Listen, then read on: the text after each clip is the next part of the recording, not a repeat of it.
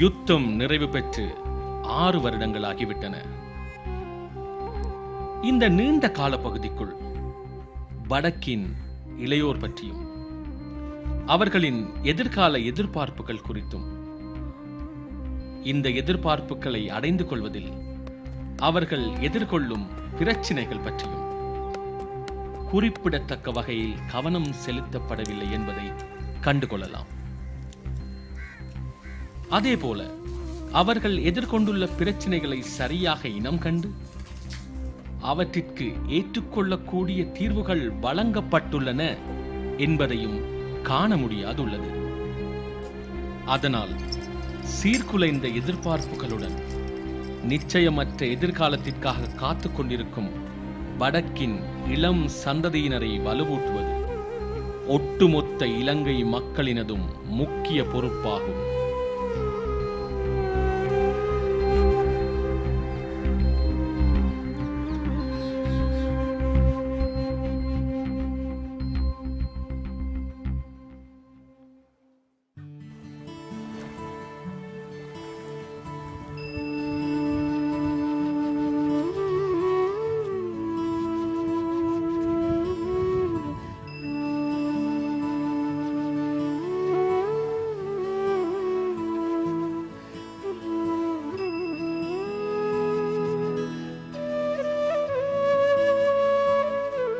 வடக்கின் பொருளாதாரம் பிரதானமாக விவசாயத்தில் தங்கியுள்ளது. அதேபோல் குடா என்பதனால் கடல் வளத்தை வாழ்வாதாரமாக கொண்ட மீனவர்களும் வடக்கில் வாழ்ந்து வருகின்றார்கள்.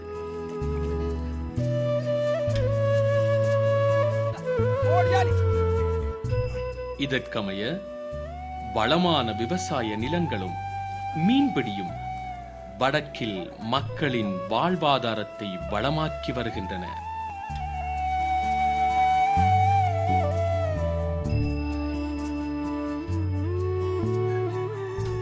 வடக்கின் விவசாயத்துறையை எடுத்துக்கொண்டால் வளமான செம்மண்ணுடன் கூடிய சுன்னாகம் பிரதேசம் முதலிடத்தை வகிக்கின்றது.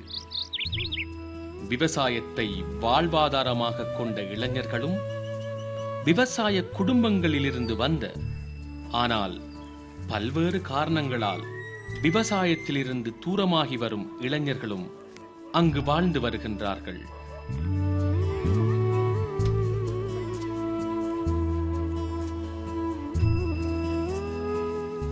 இந்த இளைஞர்கள் வடக்கில் தமது வாலிப பருவத்தில் எதிர்கொள்ளும் நெருக்கடிகளின் ஒரு மாதிரியை இது எடுத்து காட்டுகின்றது.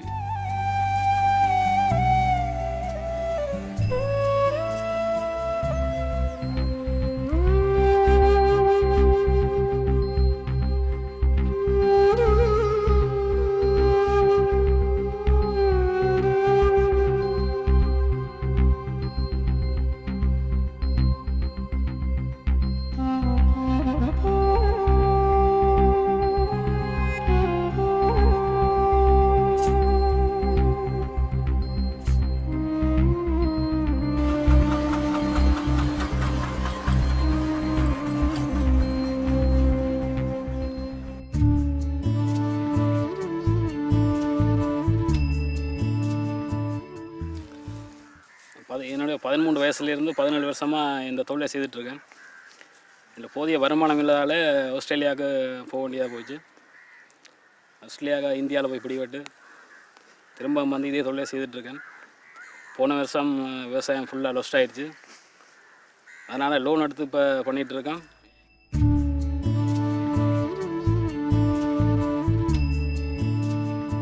என் வீட்டில் 7 பேர் இருக்கிறேன்.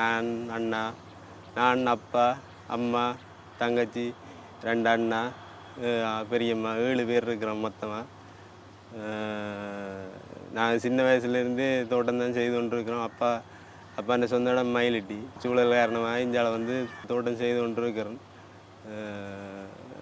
இப்போ எனக்கு 21 வயசு. நான் இப்போ தோட்டம் செய்கிறேன். நான் இப்போ செக்யூரிட்டி வேலையை 3 காலமாக வேலை செய்கிறேன்.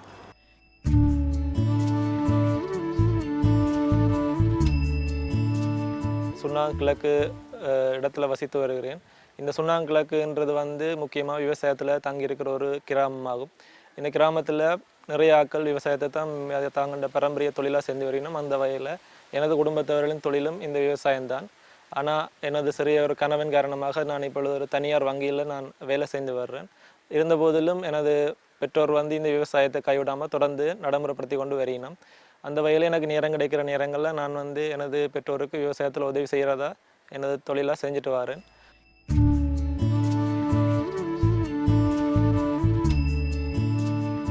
சுண்ணாங்கிழக்கு பிரதேசத்தை சேர்ந்த என்னுடைய தொழில் வந்து நான் ஆசிரியராக இருக்கிறேன் தெல்லிப்பள மாஜனா கல்லூரியில். அதோடு நாங்கள் எங்களை பரம்பரையாக இந்த விவசாயத்தை நாங்கள் செய்து கொண்டு வரோம். இப்போ 2012 இருந்து எங்களுக்கு ஒரு பாரிய ஒரு பிரச்சனை ஒன்று வந்திருக்கு. என்னென்னு சொன்னால் இந்த ஓயில் பிரச்சனை.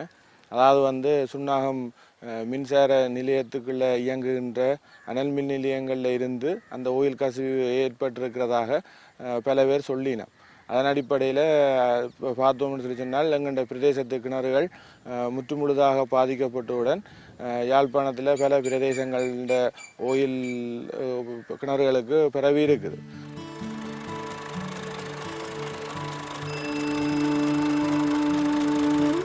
சுண்ணாகம் இளம் விவசாயிகள் எதிர்கொண்டு வரும் பிரச்சனைகளை எடுத்துக்கொண்டால் அதில் இனங்கண்டு கொள்ளக்கூடிய பல பிரதான விடயங்கள் காணப்படுகின்றன.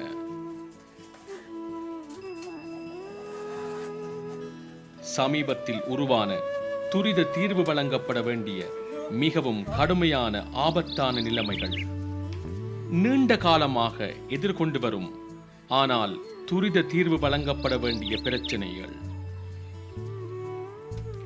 நீண்ட கால தீர்வை வழங்க வேண்டியுள்ள சர்ச்சைக்குரிய நிலைமைகள். இந்த இளம் விவசாயிகள் முன்வைக்கும் பிரச்சனைகளை எடுத்துக்கொண்டால் அந்த பிரச்சனைகள் இந்த விவசாயிகளின் வாழ்க்கையை எந்த அளவுக்கு நெருக்கடிக்கு உள்ளாக்கியுள்ளது என்பது தெளிவாகின்றது.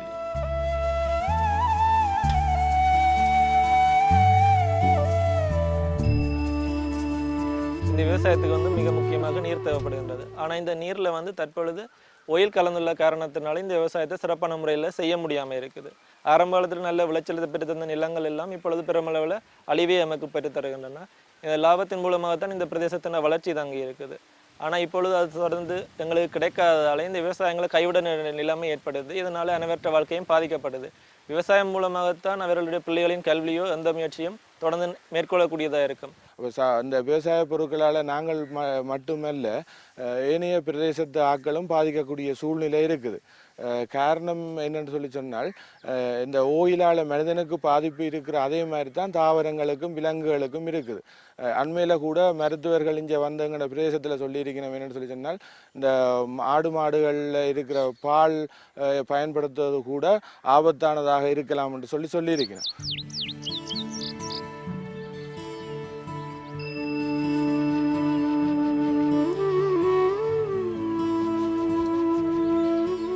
விவசாயத்தை வாழ்வாதாரமாக கொண்ட வளமான மண்ணுக்கும் சீரற்ற வானிலைக்கும் இடையில் போராடி வரும் இந்த இளம் தரப்பினரின் எதிர்காலத்தில் தம்மால் தீர்வு காண முடியாத பிரச்சினைகள் நிரம்பி காணப்படுவதை அவர்களின் குரல்கள் மீது கவனம் செலுத்தும் போது நாம் உணர்ந்து கொள்ளலாம்.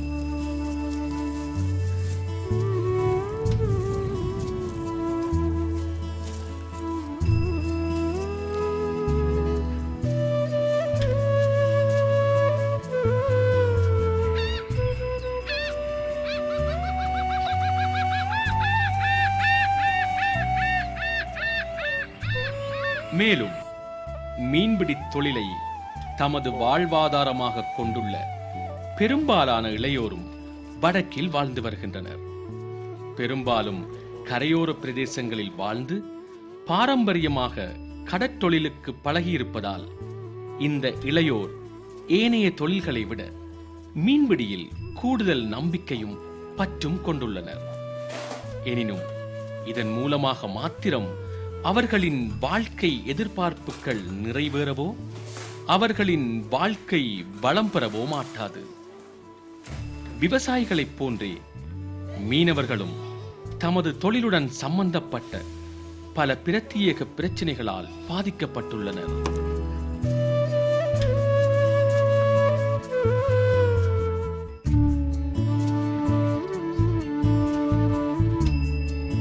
என்னுடைய பூர்வீக தொழில் வந்து கடற்தொழில். நான் வந்து இப்போ கடல் தொழில் வந்து கொஞ்சம் குறைவாக காணப்படுவதால் என்னுடைய சீவியத்துக்கு கொஞ்சம் கஷ்டமாக இருப்பதால் இப்போ ஹார்ட்வேர் கடை ஒன்று ஓப்பன் பண்ணி வச்சுருக்கிறேன். ஆனால் எனக்கு வந்து எப்பயுமே வந்து என்னுடைய தந்தையின் தொழிலை விட்டு கொடுக்கணும், யாருக்கு நான் அந்த தந்தையின் தொழிலெலாம் நான் வளரணுங்கிற நிறைய ஆசை இருக்குது. ஸோ அப்போ அப்படி செய்து அந்த தொழிலை செய்து கண்டு அப்படி கடுமையாகத்தான் நான் உழைத்து கொண்டிருந்தேன். ஆனால் எனக்கு வந்து அந்த உழைப்பு வந்து எங்களுடைய அன்றாட வாழ்க்கைக்கு போதுமான அளவு காணப்படவில்லை. அது எனக்கு மட்டுமன்றில்லை, எங்களுடைய சமூகத்தில் இருக்கின்ற எங்கள் கடல் தொழில் செய்து கொண்டிருக்கின்ற எவருக்குமே அது போதுமானதாக இல்லை. அது ஏனென்று எங்களுக்கு தெரியவில்லை. ஆனால் அதுக்கான மாற்றுத் தொழில் செய்வதற்காக முனைந்தால் கூட அவர்களுக்கு அந்த மாற்றுத் தொழில் செய்வதற்கு எந்தவித ஊக்குவிப்பு தொகையுமோ இல்லை எந்தவித சலுகையுமோ செய்வதற்கு யாரும் இல்லை.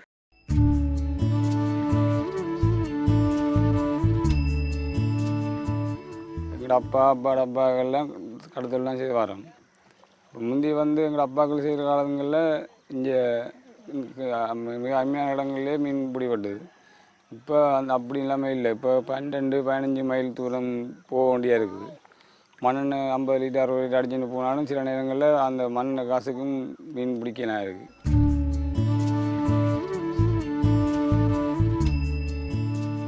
நாங்கள் இப்போ தங்குசி வேலைதான் செய்கிறோம். தங்குசியை செய்கிறதுக்கு காரணம் இதுதான். நாங்கள் நெடுக தங்குசி என்றால் நெடுக செய்தோன்னு நாளாந்தான் சாப்பிட்டோன்னு இருப்போம். இது இப்போ இந்த நூல் வேலையை செய்ய விட்டால் எங்களுக்கு வேறு தொழில் அவையை மறைச்சி வேறு தொழில் செய்ய விட்டால் எங்களுக்கு அது சரியான கஷ்டமாக இருக்கும்.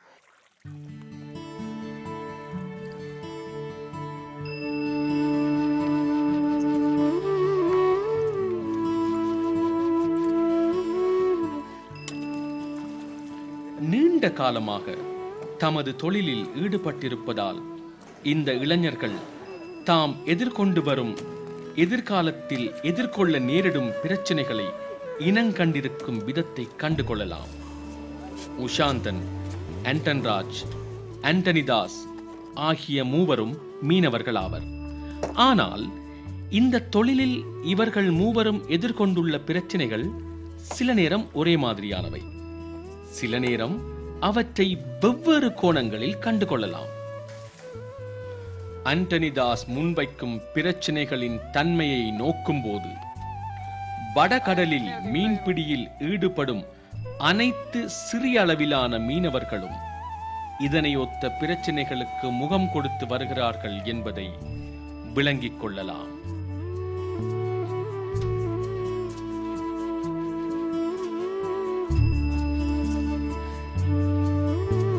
அதை விட நாங்கள் இப்போ பிடிக்க காரணம் என்னென்னு கேட்டால் இந்தியன் ரோலர் வந்து திங்களும் புதனும் சனியும் எங்களோட கடலுக்கு வர்றாங்க. அங்கேருந்து இங்கே வந்து அவங்க வந்து 2 மைல் கிலோமீட்டர் தூர அளவுக்கு மடியை போட்டு டபுள் இது லாஞ்சியில் இழுத்து அப்படி நிலத்தில் உழுது அவ்வளவும் ஏறுது. அப்போ நாங்கள் கொண்டே போட்டால் அங்கே பார்த்தா முதலெல்லாம் நல்ல நண்டு பட்ட கடங்களில் இப்போ பார்த்தா கொண்டே வேலை விட்டால் ஒன்றும் படுவதில்லை. அவன் வந்து கொண்டு போகிறான். திங்கக்கிழமைன்னா நேற்று இந்த நாங்கள் தொழிலுக்கு போயிட்டு வந்து அவரால் இந்தியா ரோடுங்களாம் நாங்கள் நேற்று தொழிலுக்கு போயிடல. இன்றைய திருப்பி போகிறோம். இனி நாளைக்கு போகல. நாளைக்கு அவங்க வந்துடுவாங்க. இப்போ நீங்கள் நாளைக்கு வந்து இந்த இடத்துக்கு கொஞ்சம் இதில் 3 கிலோமீட்டர் தூரத்தில் வருவாங்க. வந்து அது இங்கே யாழ்ப்பாணம் ரோலரும் இருக்குது. அது சரியாக இங்கே உள்ளுக்கு அடித்தாலும் பரவாயில்லன்றது அவன் இந்தியன் ரோலன்ற வட்டாயம் தான் 1000 தொழில் செய்யலாம். மற்ற தொழிலில் நீண்ட தூரம் போனாலும் வருமானம் இல்லை. இப்போ முந்தைய காலங்களில் சும்மா அண்மை இடங்களில் போனாலும் இது நல்ல தொழில்துறை நடந்தது. இப்போ இனி எங்களோட பிள்ளைகள காலத்தில் அதுவும் நடக்குது கஷ்டம். எங்களோட அப்பாக்கிற காலத்தில் நல்ல தொழில் நடந்தது. இப்போ அது ஒன்றும் நடக்குதில்லை. இனி எங்களோட பிள்ளைகள காலத்தில் அதுவும் கஷ்டம். நாங்கள் எங்களோட மக்கள் சீதிக்க வழியில் இருக்குது. அவை அந்நிய நாட்டிலேருந்து இங்கே வரையணும். அவை வந்து நடிகருமே அரசாங்கம் பேசி நடந்துட்டுருக்கு. ஒரு முடிவும் வருதில்லை.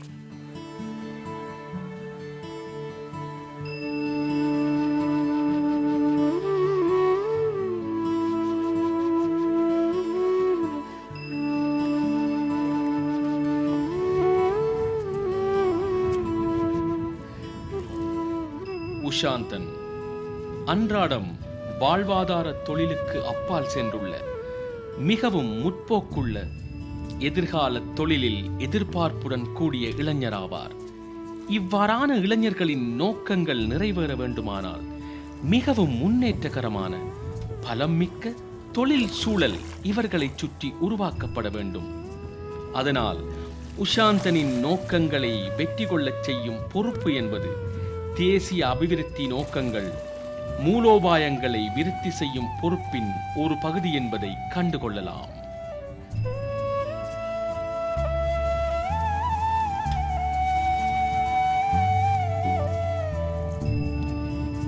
காலத்துக்கு ஏற்ற மாதிரி எங்களுடைய தொழில்களை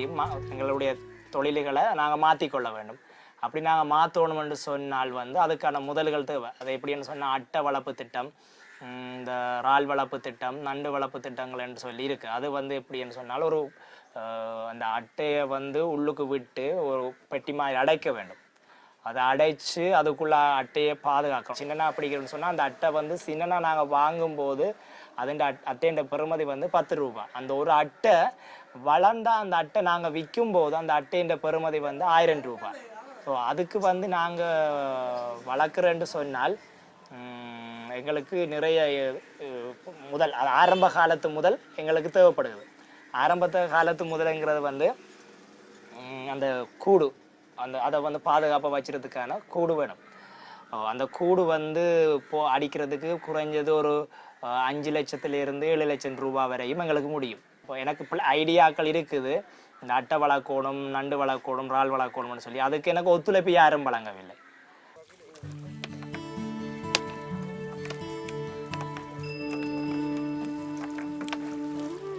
ஆண்டன் ராஜ் பாரம்பரிய மீன்பிடி தொழிலாளி. அவரின் தேவை தனது தொழில் மூலம் ஜீவனோபாயத்தை வழிநடத்தி செல்வதாகும். ஆனால் கடந்த காலத்தில் அவருக்கு தனது தொழிலில் ஈடுபட அரசாங்கத்தினால் தடை விதிக்கப்பட்டதாக அவர் கூறுகின்றார். தொழில் தடை விடயத்தில் தாக்கம் செலுத்திய விடயம் நியாயமானதாக இருக்கலாம். எனினும் அவர் தொழில் செய்வதற்கும் வாழ்வதற்குமான பொறுப்பை அரசாங்கம் புறம் தள்ளிவிட முடியாது. சின்ன சின்ன மீனோ அதுகளோ அழிக்கிறதுக்கு நாங்கள் இதை நண்டுக்கு மட்டும்தான் செய்கிறோம். இப்போ அரசாங்கம் சொல்லுது அது பாதிப்புன்னு, ஆனால் அதனால் அது பெருசாக பாதிப்பு இல்லை. எங்களுக்கு அதை பாதிப்புன்னு எங்களுக்கு அது தெரியலை. ஏன்னா நாங்கள் ஒரு எந்த வயசுக்கு நான் அறிய அது தங்குசி செய்யப்பட்டு கொண்டு வந்தது. இப்போ திடீரென்று அதை நிப்பாட்டன்னு சொன்னால் கொஞ்சம் எங்களுக்கும் கொஞ்சம் கஷ்டமாக தான் இருக்குது. யாழ்ப்பாணத்தில் முழு பகுதி மக்கள், பெரும்பாலான மக்கள் முழுக்க இதைத்தான் செய்யணும், தங்குசியை தான் செய்யணும்.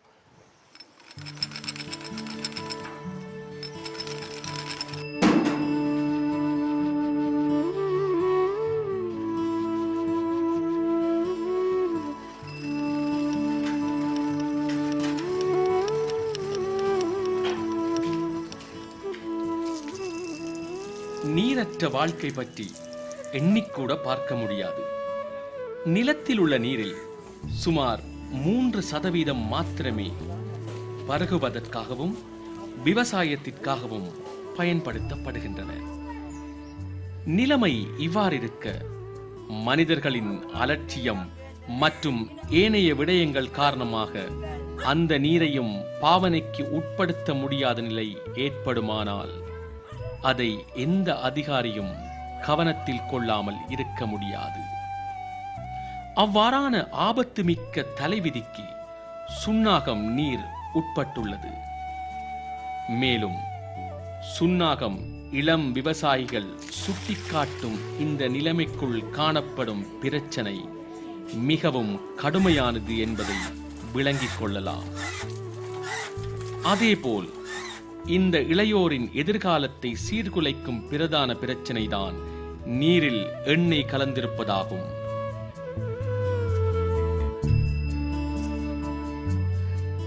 ஆனால் இங்கே இருக்கிற நீரில் ஒயில் கலந்ததன் காரணமாக எங்களால் எந்தவித ஒரு அபிவிருத்தி முயற்சியும் மேற்கொள்ள முடியாமல் இருக்குது.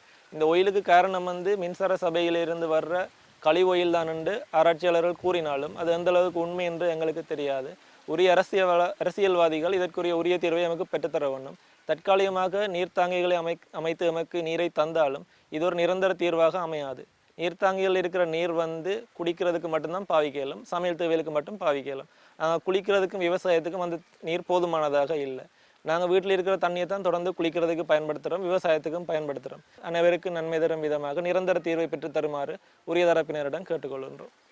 அப்போ அதால் நாங்கள் என்னதை வெகு விரைவில் எங்களுடைய பிரச்சனையை இந்த நிரந்தர தீர்வை தான் நாங்கள் இப்போ கேட்டுக்கொண்டிருக்கிறோம்.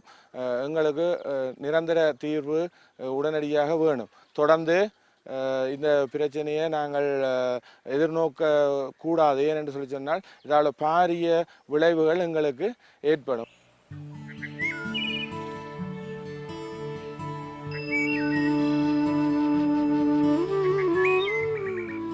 வாழ்வதற்கும் தமது வாழ்வாதார தொழிலை மேற்கொள்வதற்கும் மிகவும் தேவையாக உள்ள நீர் விடயத்தில் எழுந்துள்ள பிரச்சனைகளுக்கு ஏற்றுக்கொள்ளக்கூடிய நியாயமான தெளிவான தீர்வொன்றை இந்த விவசாயிகள் கோரி நிற்கின்றனர்.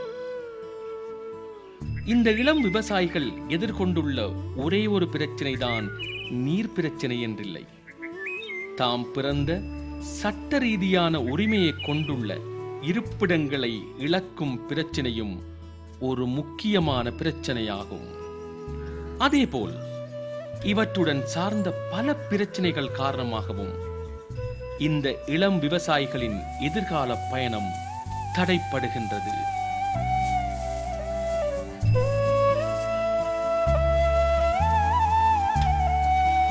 எனக்கு போதிய வருமானம் இல்லை. போன வருஷம் செய்ததை விட லொஸ்ட் ஆகிடுச்சு. இந்த வருஷம் உற்பத்தி பண்ணியிருக்கிறோம். இதுக்கு அரசாங்கம் நல்ல ஒரு விலையை நிர்ணயித்தா நல்லா இருக்கும். உள்ளூர் உற்பத்தியை பெருக்கி வெளிநாட்டிலேருந்து விவசாய பொருட்கள் இறக்குமதி செய்யாமல் உள்ளூர் உற்பத்தியே அரசாங்கம் ஏற்றுமதி செய்தால் இன்னும் கொஞ்சம் பெட்டராக இருக்கும். இதுக்கு ஒரு நல்ல ஒரு விலையை நிர்ணயித்தா திறமையாக இருக்கும். அடுத்து விவசாய லோனுகளை அரசாங்கம் சாங்ஷன் பண்ணி கொடுத்தால் விவசாயிகளுக்கு கொஞ்சம் திறமையாக இருக்கும். ஊரில் விட்டால் நாங்கள் இதை விட இன்னும் பெரிய தோட்டங்கள் செய்ய வேண்டும். நாங்கள் எங்கள்கிட்ட காணிகள் இருக்குது, இதுகள் இருக்குது. எங்களுக்கு முக்கிய தேவை எங்கள்கிட்ட இடத்துக்கு விட்டால் நாங்கள் எங்கள்கிட்ட தோட்டங்களை செய்வோம். தோட்டத்துக்கு இப்போ இந்த காலத்தில் வருமானம் என்று சொல்லி ஒன்றும் இல்லை. தோட்டம் செய்கிறதுக்கு பணம் போதாது.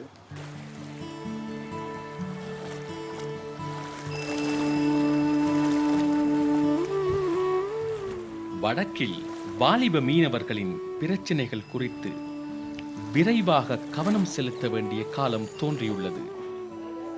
அவர்கள் புதிய எண்ணங்களை மனதில் நிரப்பி முன்னரை விட கூடுதலான எதிர்பார்ப்புகளுடன் எதிர்காலத்தை திட்டமிட்டு வருகின்றனர். அந்த திட்டங்களை நடைமுறைப்படுத்தும் போது எதிர்கொள்ளும் பிரச்சனைகளை அவர்கள் நேரடியாக கண்டுகொண்டால் அந்த பிரச்சனைகளுக்கு தீர்வு காணும் பணி மிகவும் இலகுவானதாக இருக்கும்.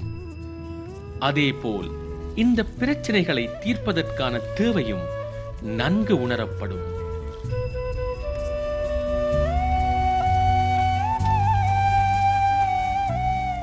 கடற்தொழில் செஞ்சு நிறைய நல்லா பெறலாம். நிறைய நல்லா வந்தவர்கள் இருக்கிறார்கள், நல்லாவும் பெறலாம். காலத்துக்கு ஏற்ற மாதிரி மாற்றம் செய்ய வேண்டும். அதுக்கு நாங்கள் மாற்றம் செய்ய வேண்டும் என்று சொன்னால் இப்படியான தொழில்களைத்தான் மாற்றம் செய்ய வேண்டும். மாற்றம் செய்யாமல் நாங்கள் அதிலே இருந்து கண்டு எங்களுக்கு வருமானம் போதாது என்று சொல்கிறதும் எங்களுடைய மடமைத்தனம். ஆனால் நாங்கள் தொழிலை மாற்றிக்கொள்றோன்னு சொன்னால் எங்களுக்கான முதல் குறைவாக இருக்கின்றது. லோன் அடிப்படையில் எங்களுக்கு கொஞ்சம் உதவிகள் ஒரு 10 லட்சம் முடியுது என்று சொல்லி 5 லட்ச ரூபா அவர்கள் தந்தால் கூட நாங்கள் 5 லட்ச ரூபாயை போட்டு நாங்கள் மேற்கொண்டு தொழிலை செய்ய விடும். அடுத்தது அந்த முதல் இருக்கும் பட்சத்தில் எங்களுக்கு அனுமதி கிடைப்பதும் கொஞ்சம் கடுமையாக இருக்கின்றது. வசதி படைத்தவர்களுக்கும் சில அந்த செல்வாக்கு சார்ந்தவர்களுக்கும் தான் அந்த அனுமதி கூட வழங்கப்படும். அரசாங்கத்தால் அந்த அனுமதி வழங்கினால்தான் நாங்கள் வளர்க்க முடியும். அனுமதிகளையும் தந்து அந்த உதவிகளையும் செய்யும் பட்சத்தில் நாங்களும் ஒரு எதிர்காலத்தில் சொந்தமான தொழில், அதாவது உற்பத்தியாளர் நானே தான் விற்பனையாளர் நானேங்கிற ஒரு நிலைமை ஏற்படும். இந்தியன் ரோலிங் இப்போ நீண்ட காலமாக காய்ச்சி பேசி நடந்துட்டுக்கு ஒரு முடிவுமே வருதில்லை. இப்போ நாங்கள் கச்சதீவு வெளில தாண்டி போனால் எங்களை அரெஸ்ட் பண்ணி அங்கே கஸ்டமர் பிடிச்சின்னு போகிறாங்க. இங்கே அப்படி இந்த அரசாங்கத்துக்குள்ளே பிரச்சனை இருக்கக்கூடிய தான் நினச்சா நேவி பக்கத்தில் கிடக்கி இந்தியன் ரோலர் அடிச்சுட்டு இருப்பாங்க, பார்த்துட்டு இருப்பாங்க. இப்போ நாங்கள் இரவு கடலில் கிடக்க இரணது கிட்ட போய் கிடந்தேன். அன்றைக்கெல்லாம் இரவு நாங்கள் அவங்க ட்ரோலிங் நாங்கள் போட்ட வெளியே திருப்பி இழுக்கிறோம். 2 ரோலர் கிடந்து போக்கஸ் அடிக்குது, முழு ரோலர் கிடந்து அடிக்குது, மறைச்சி அப்படி ஒன்றும் செய்யலை.